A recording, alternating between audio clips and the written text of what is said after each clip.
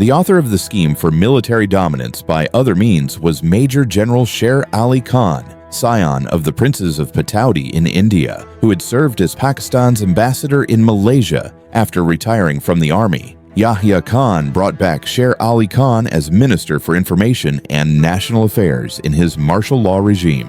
According to Rodad Khan, a senior civil servant who served as Secretary for Information at the time, the central concept in Sher Ali's thought was that the reason the military was able to snatch the initiative from politicians after the fall of Ayyub was not because of its firepower. He wrote to Yahya Khan in effect, "If we had to shoot our way through Nawabpur Road, the main road in Dhaka, we would have had a conflagration on our hands that no amount of firepower in our control could have handled."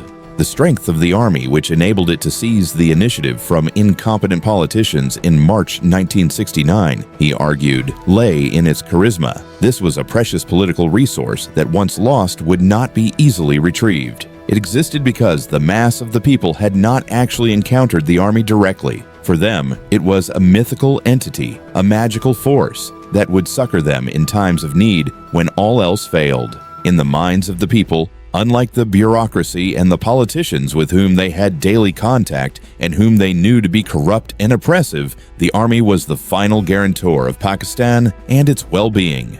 This charisma, Sher Ali argued with much force, was based on false premises and was, therefore, extremely fragile. It existed only because the common people had no actual contact with the army and did not realize that army personnel were fashioned by the Almighty from the same clay as other Pakistanis. Direct contact with the army would disillusion the people and destroy the charisma, a resource that had to be cherished and conserved, for it was invaluable in times of crisis. The logic of Sher Ali's strategy was not that the army should give up power. On the contrary, it was meant to be a prescription for the perpetuation and safeguarding of the power of the army in the state and national affairs. A necessary condition for the Sher Ali formula to work in the interest of the oligarchy was to have a badly divided parliament and warring political parties, so that the army could assume the role of a referee. A great deal of effort was devoted to supporting weak parties to ensure that they make a good showing.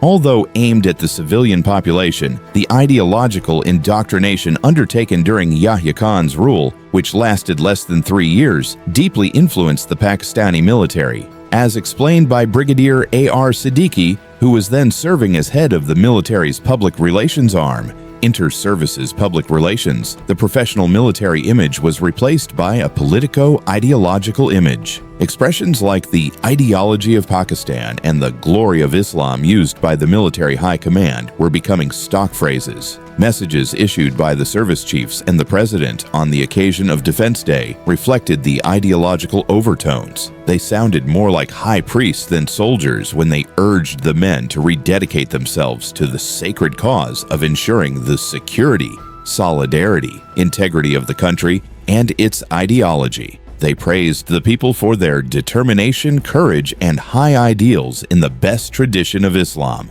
General Sher Ali took the regime to the point of no return on the road to ideological involvement. He went from place to place preaching and pontificating about the Islamic ideology. He even talked of his personal relationship with God, with whom, he playfully quipped, he had been on a direct line 5 times a day without anybody's help or assistance. Sher Ali called himself an ideological man. To be sure, Yahya himself liked and encouraged Sher Ali's ideological PR. The breakaway of East Pakistan to become Bangladesh was the most traumatic event in Pakistan's short life as an independent nation. The prestige of the Pakistan Army, called by General Sher Ali Khan the invisible charisma that enabled the rule of the country, had also been shattered. Since partition, the military, aided by its control of most Pakistan's resources, had cultivated an image of invincibility. It had managed to cover up its strategic failures until the fall of Dhaka.